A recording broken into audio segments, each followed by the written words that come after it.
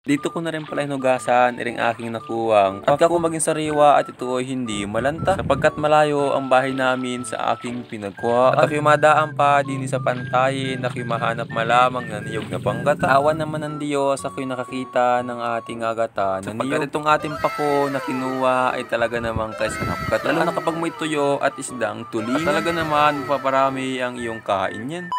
Pero bago ang lahat, simulan muna natin sa magandang umaga. Sapagkat ngayong araw, ako'y mangunguha ng pako din sa amin sa pantayin. Bago po nga niya ako lumakad upang manguha, ako muna ay nagkape. Sa harapan ng aming bahay po pala, ako dyan nakapisto. Sarap po nga niya magkape kapag ganito ang sikat ng araw. Bago po nga niya ako matulog, ay inisip ko na yung aking akwain na gulayin kinabukasan. Ika kapag ating tanghali, ay meron kitang gulay. Matagal-tagal din palang hindi kita nakakain ng pako. Kaya naman ngayong araw ay makakuha kita nito. Bago po nga maubos rin kape, ako po muna ay follow ninyo. Ako nga po nilubos na papasalamat sa inyo dahil po sa inyong suporta sa akin ay patuloy pa rin ako sa aking mga ginagawa. Nangubos ko nga po rin kape at ako'y lumakad. Ang po pala aking nagadaanan sa pagkuha ng pakudini sa amin sa pantay. Ang po lagi dito at ako po ay nangunguha ng bayabas. Pagkat mag-isa mga na ako ay puno na mga niyog ang aking ayakap. Pero kahit naman po ako mag-isa ay nagagawa ko pa rin pong sumaya. Sabang nga po ako nilakad at talaga namang magutom. At kaya naman nagtingin-tingin ako sa magilid-gilid din at baka naman may bayabas. Para naman po maibsan ang ating gutom na nararamdaman. Sapagkat biro po kita nakuha, agad natin itong kukuha. At ako malaili po lang nga kakakuha ng pako, kaya naman upo muna ako din sa may isang gilid upang kumain ng bayabas. At ako po nga ni guys, okay bata pa, gulping ko din pong kumain ng bayabas. Kaya naman nga ni guys, ang aking ngipin ngayon ay nagkalagas. Bira na nga po kumain ito, gwapo na aking ngipin ay gulpin namin ng buo. Siyempre salamat mo kinain dyan, yung aking ngipin na hindi na makamata. Ang nga po nag-assist na okay bata pa, gulpin ko pong kumain ng bayabas, kaya naman ang aking ngipin na nagkapagtaspig. Hindi ko po lang nga inubos yung inakain dyan, nagkakakuha, pasulubong ko na lamang sa aking kapatid ng matuwa malamang sa akin kapag ako'y umuwi. At kapag ganito po ako napunta lagi sa pantayin, may dala ako lagi pag-uwi ng bayabas. Matapos mga ako kumain, agad po akong dumiretso din sa agakuhaan. Mapapansin po nga ninyo, itong agakuhaan ko ay medyo madam. Agad ko po nga pinusto yung aking camera, gawa po na ako yung makakuha. At kapag makuha po kayo nito, ay medyo magampas-ampas kayo may gilid-gilid diya, na baka naman may Nang dumating nga po ako dito,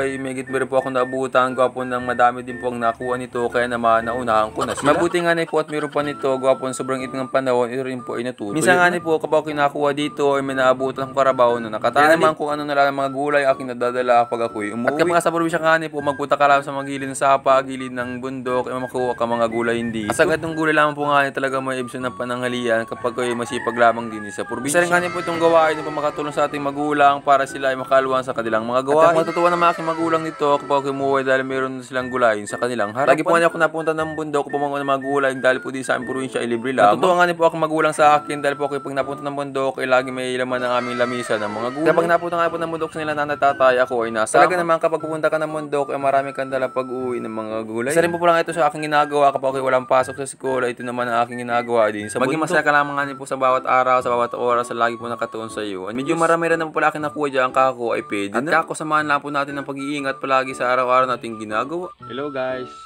Samahan niyo po ako manguha kita ng pako. Medyo marami na nga po ako nakuha, kaya naman nahugasan ko muna. Hinugasan ko lang nga po rin basa kung malayo pang ating auwian, baka ito matuyo. At madaan po muna kita sa pantayan ng pamanguha kitang pagkata din sa ating agulay. At para naman maging sariwa kapag ito'y ginulay. Masarap po pala ito kapag ginataan tapos may tuyo nakasama. Mapaparami ka ng kain talaga. Nang matapos nga po hugasan, nagpunta ako din sa pantayan upang humanap man lamang ng agat. At bigay naman po ng Diyos ay meron agad akong nakita. Dinig ko nga po nilupasan kapag uwi ko ng bahay, abiyakin na lamang. Kailangan po ang tiusok ng pagayang pag-arani upang matanggal ang. At alam guys, kapag nasa probinsya ka, ay magagawitong bagay lamang napakadali ng gawin para sa atin. Sinakmatan ko lang po nga guys dyan para mamadaling bit-bit. Yan pala nga guys yung akin nakuha na may niyog, may pako at may bayabas. Medyo patangan na pala ito guys, kako ay mauwi na at ito'y alutuin. Hinimay ko lang nga guys yung pagayaan pag-arin. Medyo matagal pala guys ang pag-imay nito kaso dali ko na at ako'y nagutom. Ribek lang mga ako na niyog dyan kako ay para makayod. Kahit lang po ako dyan sa agatan natin para naman ang ating gulay ay masarap. Akin na nga po pinigaan at ang masalang na ito sa kawali. Ang masalang nga po ito'y luto na. Nilagay lang mo ng tuyo naman para naman masarap. Pinakulang ko lang po ng saglit para naman maluto yun. Na makalipas pang ilang minuto ay luto na at tayo makain. Try na po guys at makain na. Hanggang dito lang po guys ang aking video. Marami pong salamat sa inyong panonood. At kung nakaabot ka sa huli ng aking video, huwag mo po sanang kalimutang i-share. I love you.